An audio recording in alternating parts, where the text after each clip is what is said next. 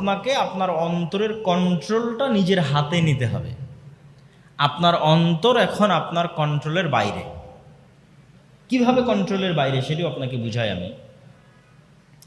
এখনই আপনার বন্ধু এসে আপনাকে বলল, চলো আজকে ওখান থেকে একটু ঘুরে আসি, ওখানে একটা নাটক হচ্ছে, গান হচ্ছে, অনুষ্ঠান হচ্ছে। আপনি কোনো প্রকার বিবেচনা ছাড়া, কোনো প্রকার বাস বিচার ছাড়া বলা মাত্রই উঠে গেলেন। আপনি হচ্ছেন গোলাম, শয়তানের গোলাম। আপনার নিজের নাফসের উপর আপনার নিজস্ব কোনো কন্ট্রোল ক্ষমতা নেই। আপনি যদি ওই অনুষ্ঠানে যেতেন, তাও অন্তত আপনার বন্ধুকে বলতেন যে ঠিক আছে, তুমি 2 মিনিট থামো, আমি একটু ভাবি, একটু চিন্তা করি, দেখি আজকে আমার কোনো শিডিউল আছে কিনা, কোনো হোমওয়ার্ক আছে কিনা, আমি যেতে পারবো কিনা। দেন আপনার নাফসের উপর আপনার কন্ট্রোল ক্ষমতা আছে এখনো। কিন্তু বলা মাত্রই যে আপনি চলে গেলেন, আপনার পুরো নাফস শয়তানের গোলাম। আপনি নিজেও জানেন না যে আপনার নাফসের উপর আপনার কন্ট্রোল ক্ষমতা নেই।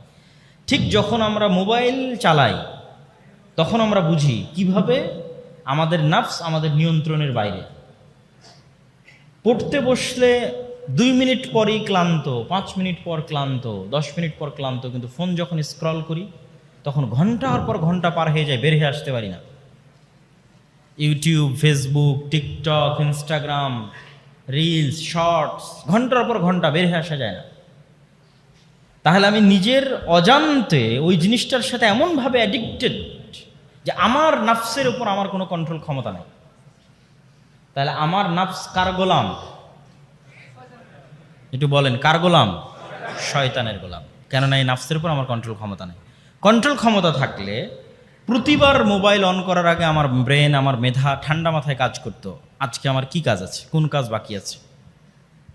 এই জন্য যারা মোবাইলের নেশায় আসক্ত, কম বেশি সবাই, তো এই ট্রিক্স আরও বহু জায়গায় দেওয়া আছে এবং এটি বাস্তবসম্মত যে ঘুমাতে যাওয়ার আগে মোবাইল না চালানো, ঘুম থেকে উঠে মোবাইল না চালানো। তাহলে অন্তত আপনার ঘুম থেকে উঠে যদি 1-2 ঘন্টা মোবাইল না চালান, আপনার ব্রেনের প্রোডাক্টিভিটি বাড়বে। আজকে সারাদিন আমার কি কাজ আছে, কিন্তু ঘুম থেকে উঠেই যদি আপনি মোবাইল হাতে নেন, আপনি সারাদিনের সব কাজ ভুলে যাবেন। তো এইভাবে আমাদের নাফসের উপর শয়তানের কন্ট্রোল আছে।